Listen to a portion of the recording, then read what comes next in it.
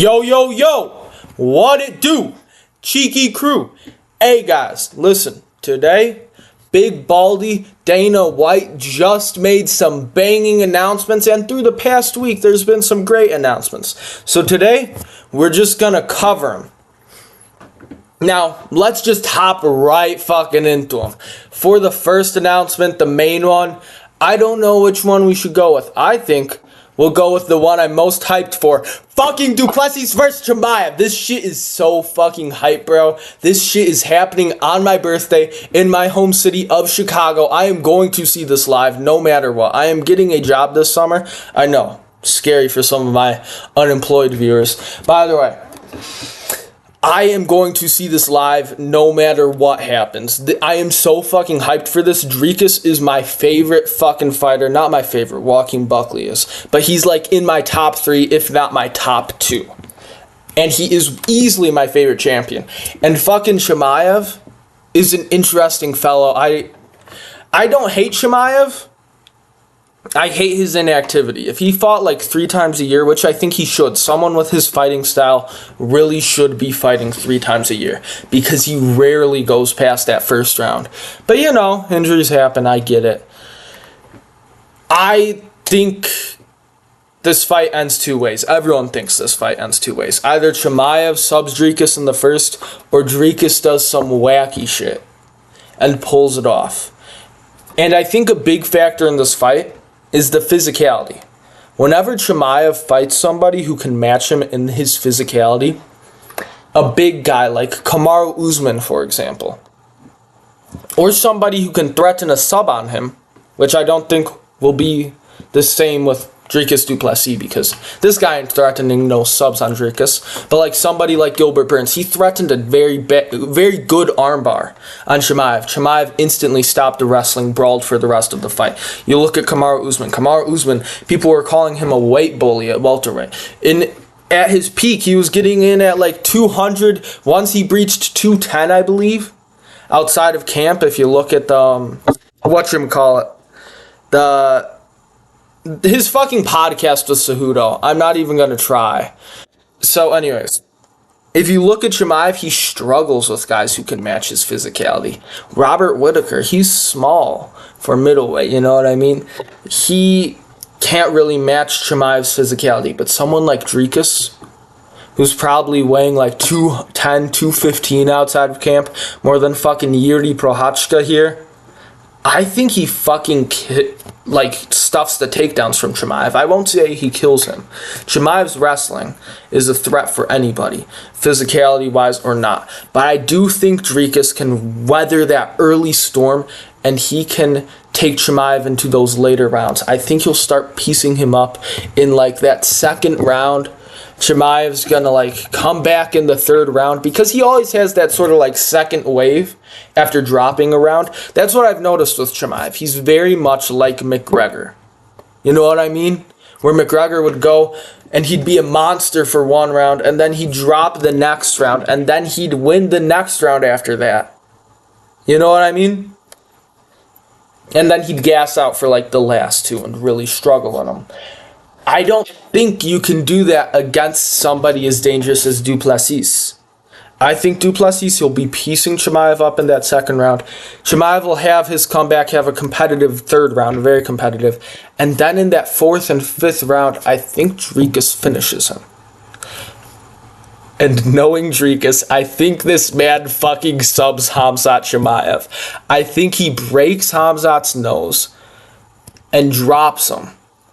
He falls him to the ground, takes his back, and subs him.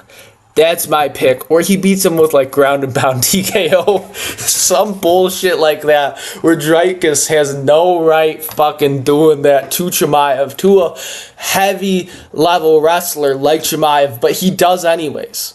You know what I mean? I just see it happening. Dreekus isn't losing anytime he's in his prime. I'll put it like that.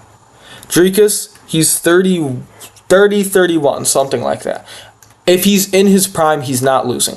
The second that guy turns late 32, early 33, maybe just late 33 if we're being real generous, he's going to go on a huge losing streak. He's hugely dependent on his physicality, so once he starts running out of that physicality, he will start losing. He doesn't have the sort of longevity-esque style like an Anderson Silva did, where he wasn't as required to have that physicality.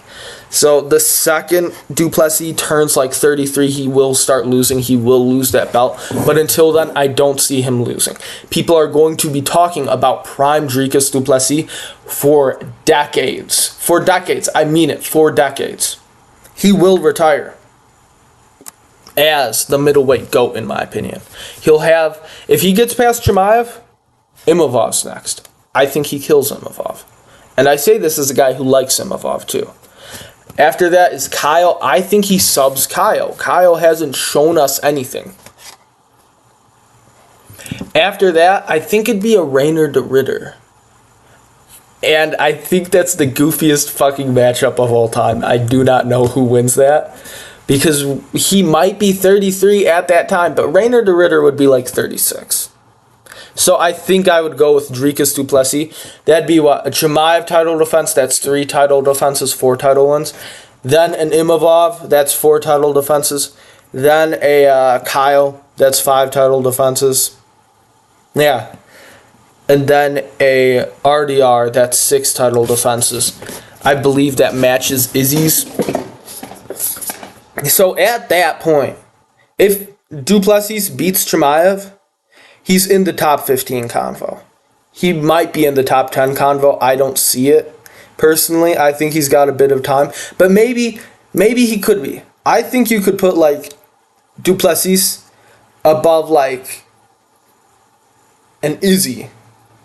If he beats Chimaev, I do think you could put him above an Izzy.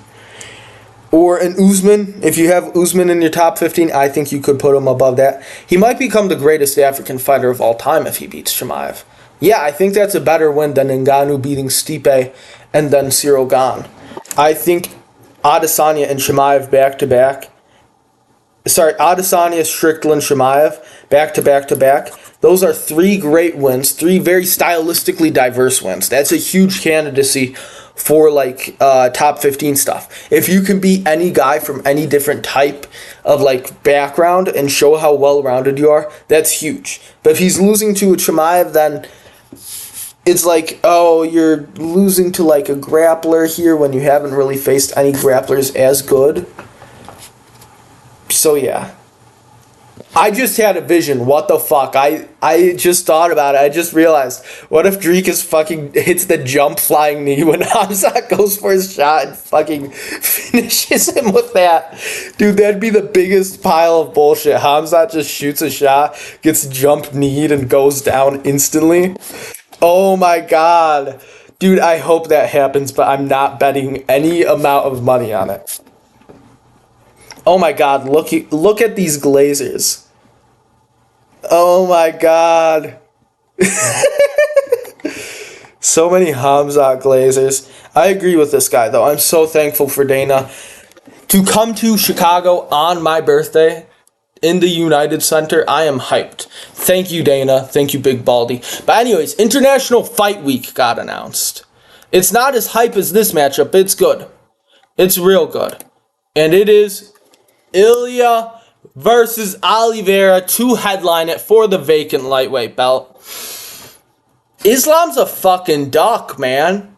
Vacating your belt to avoid the Ilia fight is fucking duck behavior. Especially since JDM just fought and won't be ready till like October and shit. Islam took 0 damage against fucking Moicano. And you're telling me he couldn't have fought an Arman? He couldn't have fought an Ilia when Ilia vacated the belt? Fucking Islam should have been fighting on 315 or 316. 317 at the latest. Instead, he's waiting till fucking October. He's clearly ducking Ilia. Vacating his belt for double champ. Doing this, doing that. He's a huge duck. Fucking pussy. I hate to say it. His quote on the UFC PI Center wall in Dana White's office, that needs to be torn down because it's a fucking lie. The anywhere, anytime mentality is bullshit with Islam Makhachev. And I don't mean to hate on Islam. He's a great fucking fighter. I like Islam Makhachev. I think he's funny. I think he's cool. I think he's a stylistic nightmare for most fighters ever. And I think he's number 4 all time. But this is duck behavior. And if he retires without fighting Ilia, I think that will be a huge stain on his legacy, especially if Ilia goes on to become a huge champion. You know what I mean? Like, I think JDM is a worse matchup for Islam. I think Islam beats Ilia but loses to JDM.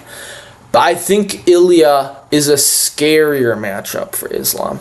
If Islam fights JDM, he probably loses a competitive decision here. You know what I mean? Like, he'd be on the other side of that Volk decision in, like, Perth. You know what I mean?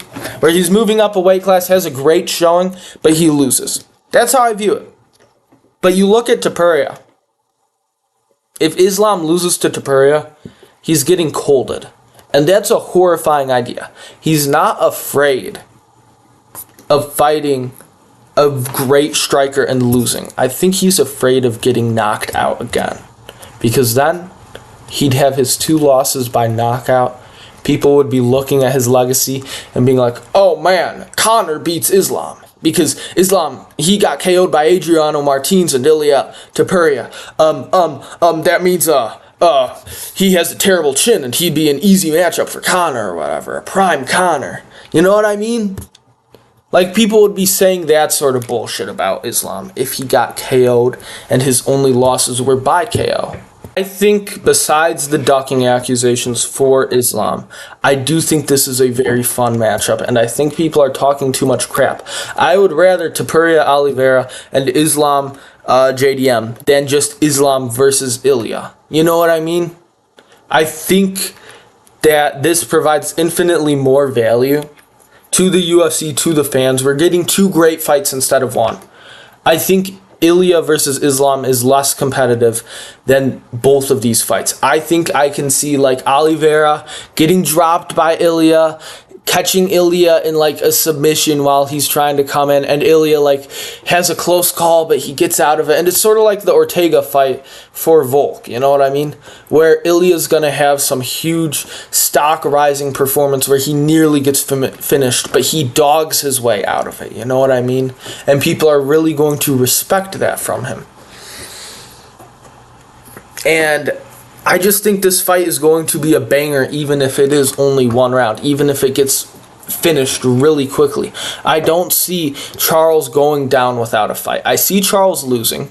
I will pick Ilia 100% by KO, 75% confidence. He will be my lock of the night. I do not care. There has never been a lightweight champion above 33. Charles is like fucking 35 here. You know what I mean? But I do think Charles will have a competitive fight with Ilia. Ilia will have to make his reads before dropping him. And when he drops him, if he doesn't cold him straight up, he will get caught in some submission. Ilia will get out of it, and he will kill Oliveira with the ground and pound. He might even sub Oliveira. If Oliveira puts him in a guillotine, yeah, I can see that happening. Oliveira, like, guillotines Ilia or some shit. Maybe a triangle. Ilia gets out of it, passes Charles's guard, and either KOs him with ground and pound, or he subs him with, like, a head and arm triangle or Darce. You know what I mean? But either way, great fight. I am happy about this fight. I'm glad they announced this fight. The co-main event. I'm glad we're finally getting this fight. I do not care. I'm glad to see Pantoja's hair transplant is receiving well, you know what I mean? Looks real nice on him. Kai Kara France, he's gonna be needing one soon. That hairline's real pushed back, man. That's sad for him, man. He's only, what, 32? And he's got that shit of a hairline? But anyways, I'm sorry, I'm not hyped about this matchup. I don't think Kai Kara-France is deserving. He's coming off one win over a number 10 ranked Steve Erceg, and we're really throwing him at Pantoja because he lost the least recently. He still lost. I'd rather see Manel Cap. I'd rather see Brandon Royval. I'd rather have seen Kai Kara-France versus Tetsuro Taira. You know what I mean? Hell, I would rather even see Brandon Moreno than this matchup. I'm sorry. Kai Kara-France, I don't think there's a hope in hell for him. He has alright takedown defense. He damn near got submitted by El Bumsy. You know what I mean? You can't be getting near submitted by El Bazi. I'm sorry. That's a guy with zero submission skills. Like, what the fuck? I think Pantoja subs him in, like, the second or third. It won't be competitive. It won't be easy. It won't be clean. I think Pantoja is just going to outgrit Kai Kara-France on the feet. Kai Kara, he's going to try and be technical. Pantoja's just going to outdo him, outgrit him. He's going to out-physicality him. This is a more dangerous... This is like if Dreykus versus Sean Strickland was even less competitive. Like, I'm sorry, Kai Kara-France, if there was a strawweight division for the men, he'd be in it. He'd probably be champion of it. He's not a bad fighter, but he'd be in it. And Pantoja, he is physical enough to be able to go on a run at 135. I don't think he beats a Merab, but I do think he could provide a stylistic nightmare for an O'Malley. You know what I mean? And that's the issue here. I think Pantoja subs Kai Kara-France real easy. Lock style. You know what I mean? Like Charles versus Ilia, I said this would be a lock. It's more like a 65% confidence. This matchup, 75% confidence, clear and done. Anyways, there's a few other matchups. I'll cover this big one here. So, Whitaker versus De Ridder, huge matchup. Looking forward to this. I'm picking De Ridder by like a stiff jab KO, bro. I'm sorry. It's like, oh yeah. They're okay. I was like, are they announcing an Umar fight? What the fuck is this about? But no, they were talking about the Abu Dhabi Never Disappoints shit. But I think De Ridder just plot armors his way through this matchup. If his plot armor runs out, Whitaker just easily wins it. But I don't see it happening. Like, he's too weird. Too weird to lose this one. Anyways. I remember seeing another like posting on like some fights happening. I remember seeing like there was Ibo Aslan versus Billy Alakana, and then there was another one. Oh, Ramazan Temirov versus Asu Almabayev. That's a great matchup. I like that matchup a lot. I'm picking probably Temirov by KO. If you look at Asu, kid's good. Kid's great. But the issue with Asu is he's a decision machine. His main UFC finish, his main UFC highlight is a second round submission over Ode Osborne. You can't be doing that, man. You cannot be doing that. I am sorry. And another one. Oh, Bogdan Gushkov versus what's his name? Nikita Krylov. Bogdan Gushkov versus Nikita Krylov on the Abu Dhabi card as well as like a co-main to RDR versus Whitaker. I'm sorry, Bogdan Gushkov is KOing Nikita Krylov. Nikita Krylov is like a dark horse. If he wasn't coming back so soon, like right after, which one was it? 314. Right after 314, you're coming back within like 2 months? Are you kidding me? He's gonna get colded. His chin's going to be shit. He's going to get colded real quick. You can't be fighting a knockout puncher on a 2-month turnaround after you got stiff KO'd. KO'd out cold. Your arms are seizing up and shit. Like, you can't. I'm sorry. You can't. Shit idea. And there's one final fight.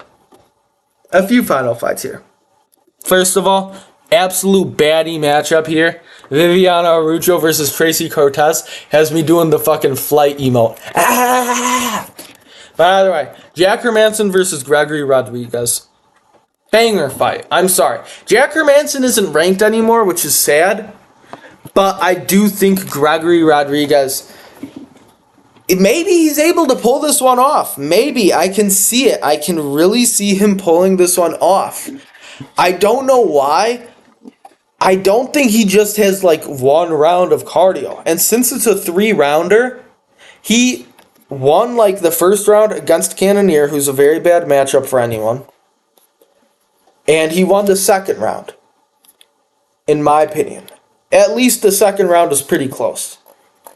Third round was very close until he got dropped.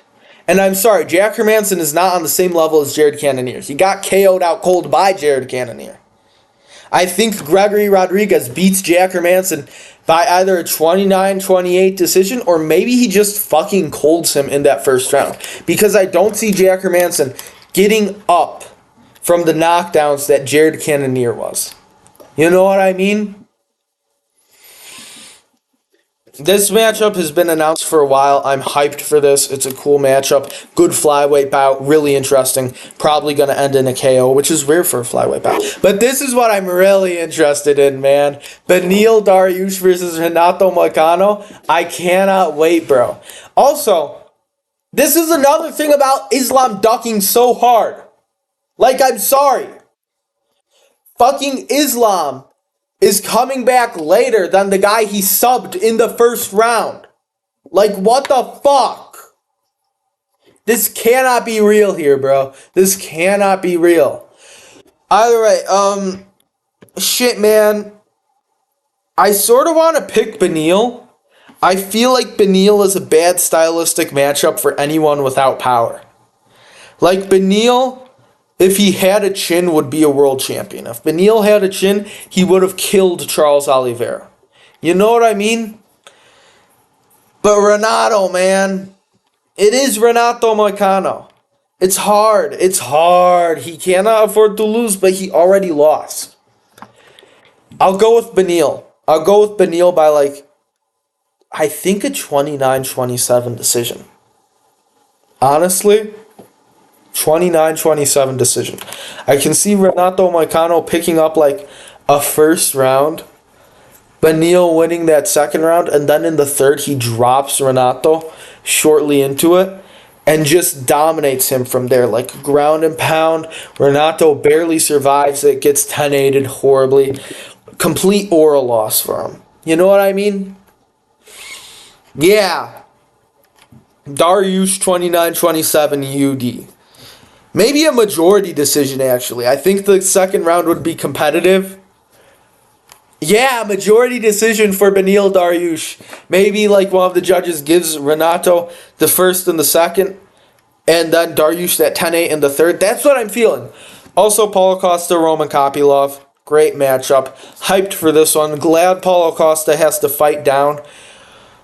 I feel like there are better ones you could have done, but it is still a very fun one. It is a striker's delight, in my opinion. I remember hearing about Shara Magomedov versus Paulo Costa. That was interesting. If Roman Kopylov loses this fight, I want to see him versus Shara Magomedov. Like, I really want to see Roman Kopylov versus Shara Magomedov. Or if Shara Magomedov wins his next fight. I believe, if I saw it correctly, they matched him up against Marc-Andre Barriault. And I think he colds Marc-Andre. I knew they would match him up against some prospect that they wanted to get a KO really badly. And I'm honestly shocked I didn't predict it being Shara Magomedov, because that makes so much fucking sense. But obviously I'm going to pick Shara Magomedov by KO in that matchup. But either way, great announcements from Baldy. I'm sure I missed a few. Fuck, accidentally pulled up my editing app. But either way,